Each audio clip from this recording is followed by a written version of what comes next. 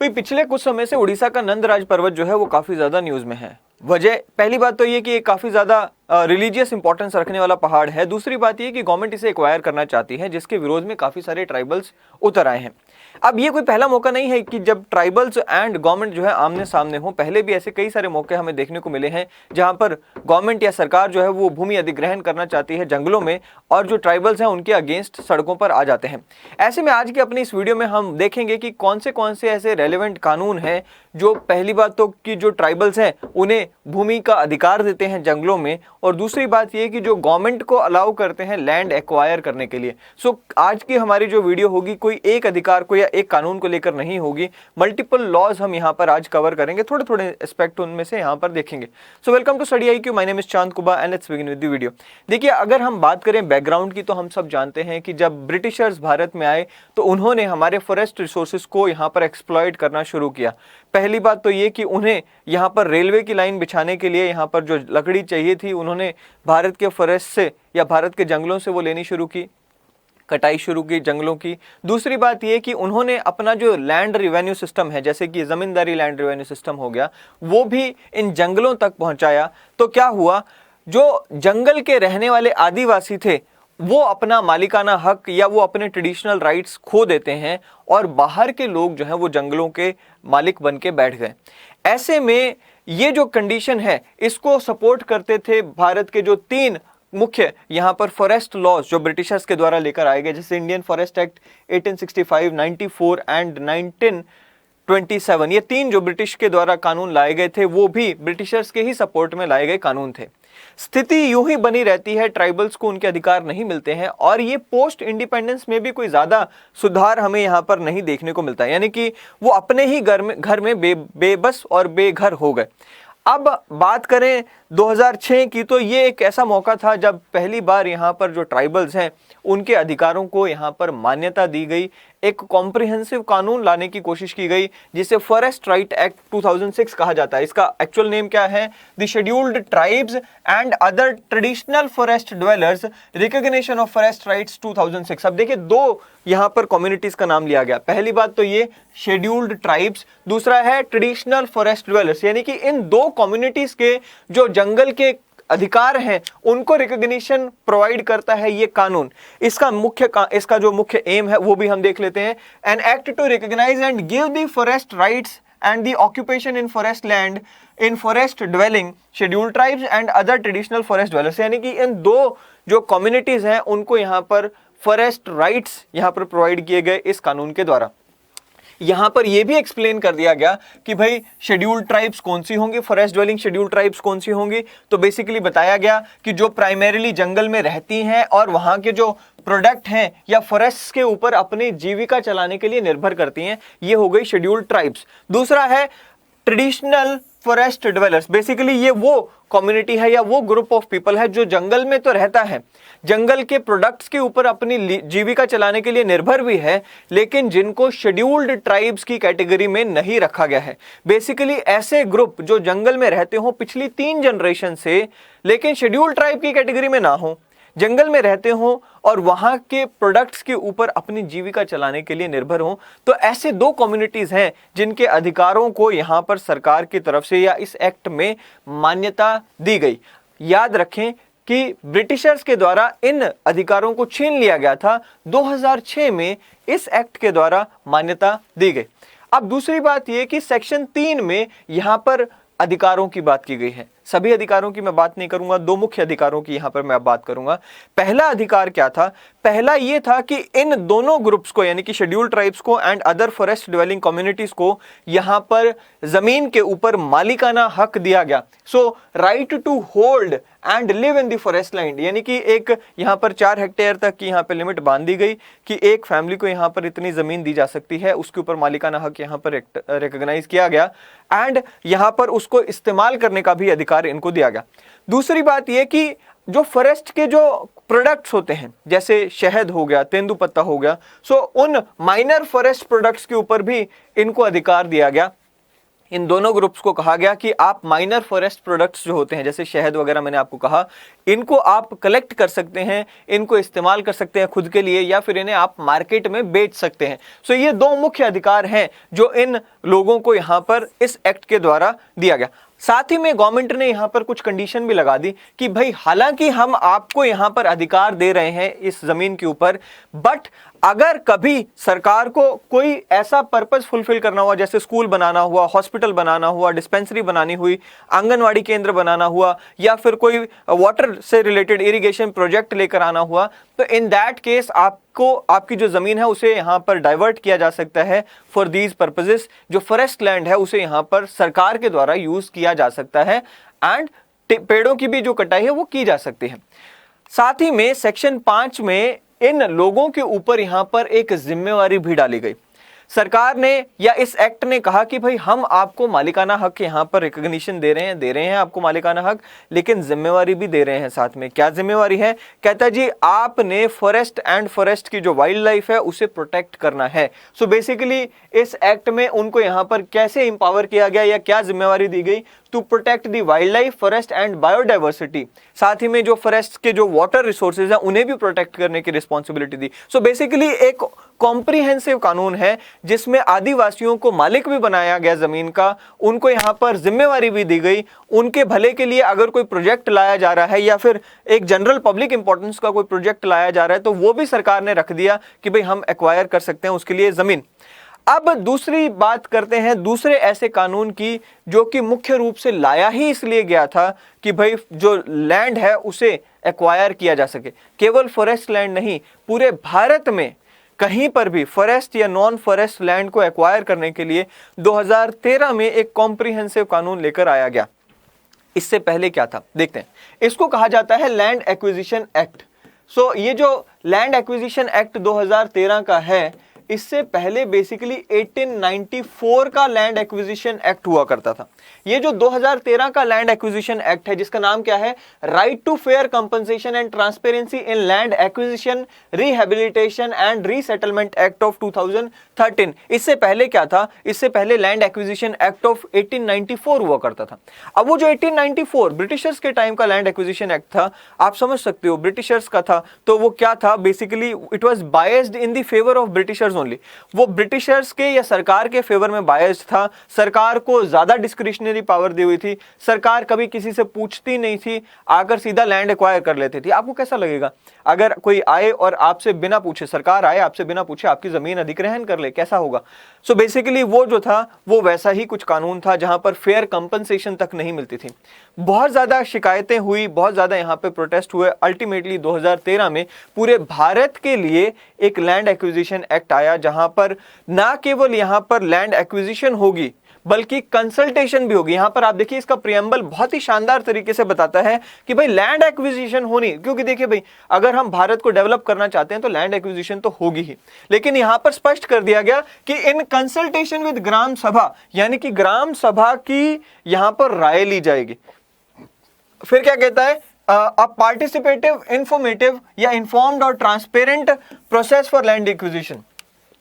यहां पर आपसे राय ली जाएगी, आपकी सहमति ली जाएगी, ट्रांसपेरेंट प्रोसेस होगा, इन्फॉर्म्ड प्रोसेस होगा, यानी कि आपको पता होगा आपके अधिकारों का, एंड आपसे बातचीत करके यहां पर लैंड एक्विजिशन की जाएगी with least disturbance to the owners of the land and provide, दूसरा इसका जो मुख्य एम है, just and fair compensation to the affected families. जिसकी लैंड अधिग्रहण हो रही है उसको फेयर कंपनसेशन भी यहां पर देने की बात की गई। उनको रिहेबिलिटेट करने की भी बात की गई, यानी कि अगर किसी की लैंड एक्वायर हो रही है, किसी का घर जा रहा है, तो अब क्या होगा? उनको यहां पर दूसरी जगह पर रिहेबिलिटेट भी किया जाएगा, दूसरी जगह पर घर देने की भी यहां पर बात की गई है।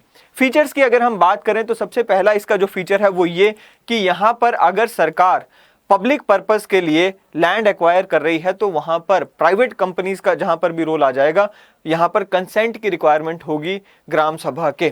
क्या कहा गया? Let's see. कहता है जी land can be acquired for such public purposes as defined under the act, namely purposes related to naval, military और air force, infrastructure projects, public private partnership projects etcetera. यानी कि लैंड एक्वायर किन के लिए की जा सकती है, किन पर्पसेस के लिए? पब्लिक पर्पसेस के लिए लैंड एक्वायर करने की अनुमति देता है ये प्रोजेक्ट, ये सारा जो एक्ट है, ये जो एक्ट है पब्लिक पर्पस के लिए जब लैंड एक्वायर होनी होगी तब ये पिक्चर में आएगा। अब कहता है कि if the land is acquired by the government for public private partnership, यानी कि मान लीजिए कोई ऐसा प्रोजेक्ट आ रहा है जिसमें सरकार और प्राइवेट कंपनी मिलकर कोई सेवाएं आपको देना चाहते हैं, मिलकर कोई प्रोजेक्ट लेकर आना चाहते हैं, तो ऐसे में जिस गांव की जमीन अधिग्रहित हो रही होगी उसके 70% लोगों की हाँ या कंसेंट इसमें होना चाहिए। क्या कहते हैं जी, the consent of the 70% affected families shall be required, यानी कि जिन लोगों की जमीन यहां पर अधिग्रहित हो रही है उन 70% लोगों का उनमें से कंसेंट होना जरूरी होगा। कहता है अगर मान लो यहां पर लैंड एक्वायर की जा रही है सरकार के द्वारा फॉर प्राइवेट कंपनी जो कि एक पब्लिक बेनिफिट का प्रोजेक्ट लेकर आना चाहती है, एक चीज को तो याद रखो कि सरकार प्राइवेट कंपनी के लिए अगर कोई लैंड अधिग्रहण कर रही है और पब्लिक जो प्राइवेट कंपनी है वो पब्लिक पर्पस यानी कि लोक कल्याण का कोई प्रोजेक्ट लेकर आना चाहती है, तो उस केस में भी यहां पर कंसेंट चाहिए होगा। कहता 80% परिवारों की हाँ चाहिए होगी जिनकी भूमि अधिग्रहण हो रही है। क्या कहता है, if the land is acquired by the government on the behalf of private companies for carrying on public purposes then the consent of 80% affected families shall be required for land acquisition. ये था पहला feature इस act का। दूसरा क्या है, government can not acquire land for private players except in the case of public private partnership projects और private companies for public purposes। जैसा कि मैंने आपको कहा कि ये कानून जो है गवर्नमेंट को इजाजत देता है कि भाई वहीं पर लैंड एक्वायर करनी है, यहां पर आप जो है पब्लिक पर्पस के लिए लैंड यहां पर यूज करना चाहते हो। ऐसा नहीं है कि किसी प्राइवेट कंपनी ने आकर कहा जी हम यहां पर अपना एक गोल्फ रिजोर्ट खोलना चाहते हैं, उसके लिए हमें एक्वायर करके दो जमीन, नहीं हो सकता। पब्लिक पर्पस चाहिए, वहां पर पब्लिक का अगर पर्पस यहां पर फुलफिल होता है तो यहां पर गवर्नमेंट अलाउड है।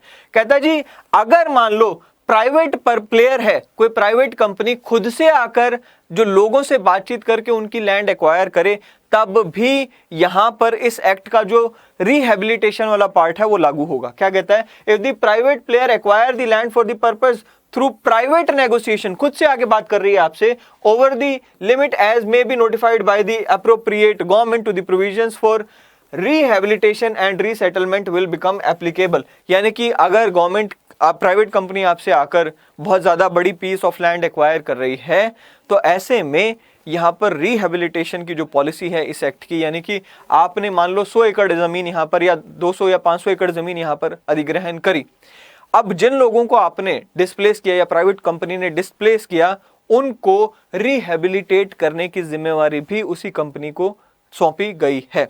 अब सोशल इंपैक्ट असेसमेंट का तीसरा फीचर इसमें लाया गया कि भाई जब आप यहां पर कोई लैंड को एक्वायर कर रहे हो, लेट्स से आप 500 एकर्स को एक्वायर कर रहे हो, तो पहले देखोगे कि भाई उस लैंड को एक्वायर करने का सोशल इंपैक्ट क्या हो रहा है। केवल इकोनॉमिक इंपैक्ट नहीं देखना है, सिर्फ इकोनॉमिक इंपैक्ट पहले देखा जाता था कि फायदा होगा कि नुकसान होगा, नहीं, अब सोशल इंपैक्ट भी देखना है। किसके ऊपर? उन लोगों के ऊपर जो इफेक्ट हो रहे हैं। सो लेट्स सी क्या कहता है, before acquiring the land a social impact assessment is to be conducted on the identified land by the government in consultation with the local bodies. यानी कि पंचायतों से पूछा जाएगा कि भाई अगर यहां पर हम लैंड एक्वायर कर रहे हैं तो क्या इंपैक्ट होने वाला है। जैसे हमने कहा कि भाई नंदराज पर्वत को एक्वायर किया जा रहा है, अब उसका कल्चरल इंपैक्ट ही बहुत बड़ा है, क्योंकि वो पर्वत को आपने एक्वायर कर लिया, एक्वायर करने के बाद क्या होगा, वहां की जो कल्चरल इंपॉर्टेंस है, क्योंकि उसकी रिलीजियस इंपॉर्टेंस मैंने कहा बहुत ज्यादा है, वो खत्म कर रहे हो आप, माइनिंग कर रहे हो, माइनिंग के लिए आप वो जमीन दे दोगे, तो उसकी जो सोशल इंपैक्ट है वो क्या हो गया, वो बहुत ज्यादा हाई हो गया। So to assess the social impact of acquisition, its cost and how it shall be addressed or compensated. So basically ये सारी सोशल इंपैक्ट असेसमेंट भी करना होता है, यानी कि अब आपको सोसाइटी के ऊपर क्या इंपैक्ट होने वाला है उसका भी लेखा जोखा तैयार करना पड़ेगा। एंड अगर आपको लगता है कि सोशल इंपैक्ट कम है एंड इकोनॉमिक इंपैक्ट बहुत ज्यादा है सोसाइटी के ऊपर, फिर आप यहाँ पर जो है इसको एक्वायर कर सकते हो। रिहेबिलिटेशन की भी बात की गई लैंड एक्विजिशन एक्ट में। क्या कहा गया कि भाई रिहेबिलिटेशन एंड रीसेटलमेंट पैकेज यहां पर दिया जाएगा, सिर्फ पैसा नहीं दे देना है, सिर्फ ऐसा नहीं है कि आपने पैसा दे दिया, कंपनसेशन दे दी, नहीं, इसमें रिहेबिलिटेशन का काफी वाइडर मीनिंग है, इस पैकेज का काफी वाइडर मीनिंग है। Apart from monetary compensation it also provides for employment, allotment of alternative housing units and another land etcetera. आपको इसमें सरकार के लिए जिम्मेवारी होगी कि एम्प्लॉयमेंट अपॉर्चुनिटी भी आपको दे, आपको यहाँ पर हाउसिंग यूनिट्स भी दे। अगर किसी का घर आ गया, आपने बेघर कर दिया उसको, तो दूसरी जगह घर भी दो। सरकार पहले क्या करती थी, इतना पैसा पकड़ो और जाओ, इतने पैसे में क्या आएगा दूसरी जगह पर, कुछ नहीं आता था। सो बेसिकली यहाँ पर घर के बदले घर दो, नौकरी दो, एंड साथ में पैसा अगर बनता है तो वो भी यहाँ पर साथ में दिया ही जाएगा, ठीक है। कंपल्सरी एक्विजिशन का भी यहाँ पर प्रावधान है। कुछ ऐसे प्रोजेक्ट्स होते हैं जो कि स्ट्रेटेजिकली भारत के लिए इंपॉर्टेंट हो सकते हैं, या फिर मान लीजिए कोई इमरजेंसी आन पड़ती है, मान लीजिए कोई एक एरिया था, वहां पर इमरजेंसी आ गई कि फ्लड आ गया, फ्लड आते ही उस एरिया, वो सारा एरिया जो है वो डूब गया, वहाँ के जो पूरे रिसोर्सेज थे वो खत्म हो गए, तो दूसरी जगह पे गवर्नमेंट को एक्वायर करनी पड़ सकती है इमरजेंसी में लैंड। तो ऐसे जो भी प्रोजेक्ट्स हैं इन केस ऑफ डिफेंस और नेशनल सिक्योरिटी और emergencies arising of natural calamities or any other emergency, with the approval of parliament, land can be compulsorily acquired by the collector on the direction of appropriate government without following the due process of the act. यहाँ पे अगर कोई emergency आ जाती है, collector को government empower कर देगी, कोई प्रोसेस ये जो एक्ट में दिया गया है इसे फॉलो करने की जरूरत नहीं। तो ये था पूरा यहाँ पर लैंड एक्विजिशन एक्ट जो हमने देखा। एक आखिरी यहाँ पर एस्पेक्ट इसका देखें, कंपनसेशन का। तो मैंने क्या कहा, कंपनसेशन जो आपको मिलेगी, पैसा जो आपको मिलेगा आपकी लैंड एक्वायर होने का, मिनिमम 1 से 2 टाइम्स ज्यादा यहाँ पर पेमेंट आपको दी जाएगी। लेट्स से आपकी जो जमीन है 10 लाख रुपए की उसकी मार्केट वैल्यू है, तो 1 से 2% यानी कि 20 लाख रुपए तक आपको यहाँ पर दिया जाएगा। साथ में सोलेटियम भी यहाँ पर आपको दिया जाएगा, यानी कि मुआवजा आपको जो दिया जाता है कंपनसेशन के रूप में, वो ये एक्स्ट्रा एक एडेड बेनिफिट उसमें आपको मिलेगा। अब ये सारा हमने एक्ट पढ़ा, ये सारे एक्ट में हम ये देख रहे थे कि भाई पूरे भारत के ऊपर अगर कहीं पर भी, भारत में कहीं पर भी लैंड एक्विजिशन होती है तो ये एक्ट लागू होगा। इसमें ये फीचर्स हमने देखे। अब हम बात करेंगे स्पेसिफिकली जंगल एरियाज में ये एक्ट किस तरह से लागू होता है, या फिर जंगल या ट्राइबल एरियाज के लिए ये एक्ट में, यानी कि लैंड एक्विजिशन एक्ट ऑफ 2013 में क्या बातचीत की गई है वो हम यहाँ पर देख लेते हैं। हम काफी कॉम्प्रिहेंसिवली इसको कवर कर रहे हैं, सो हम उसी हिसाब से देख रहे हैं। सबसे पहले तो सेक्शन 48 इस एक्ट का क्या कहता है, कहता है जी इसमें national level monitoring committee for rehabilitation and resettlement has been established. भाई सरकार को पता हो, नेशनल लेवल पर पता हो कि भाई जिनकी एक्वायर की गई जमीन उनको कहीं रीसेटल किया जा रहा है, रिहेबिलिटेट किया भी जा रहा है, या फिर नीचे के जो लोग हैं या जो स्टेट गवर्नमेंट्स हैं उन्होंने यहाँ पर कोई एक्ट लिया ही नहीं, कोई कदम उठाया नहीं, इसको रोकने के लिए और प्रॉपर तरीके से यहाँ पर रिहेबिलिटेशन हो उसके लिए नेशनल लेवल पर एक कमेटी का गठन किया गया है। दूसरी बात ये कि सेक्शन 41 क्या कहता है, सेक्शन 41 का सबसेक्शन 1 क्या कहता है, as far as possible no acquisition of land shall be made in scheduled areas. यानी कि जो शेड्यूल्ड एरियाज हैं, 5th schedule and 6th schedule में जो हमारे संविधान के शेड्यूल एरियाज हैं, यानी कि जो ऐसे एरियाज जहां पर ट्राइबल्स का वास हो, जंगल एरियाज, उनको जहां तक पॉसिबल हो उन्हें छोड़ा जाना चाहिए, उनको यहां पर एक्वायर नहीं किया जाना चाहिए। दूसरी बात कहता है जी section 41 subsection 2, where such acquisition does take place it shall be done only as a demonstrable last resort. यानी कि जब कोई और चारा ना बच जाए, विजिबली आपने सारे ऑप्शंस जो थे एक्सप्लोर कर लिए, लेकिन आपको पता है कि और कोई चारा है ही नहीं, ये जमीन जो है आखिरी में एक्वायर करनी ही पड़ेगी, तब जाकर आपको ये जमीन जो है एक्वायर करनी होगी, अदरवाइज इसको छोड़ो। तीसरा क्या कहता है, as per section 41 subsection 3, in case of acquisition or alteration of any land in scheduled areas, the prior consent of the concerned Gram Sabha or Panchayats or autonomous district councils at the appropriate level in scheduled areas of the 5th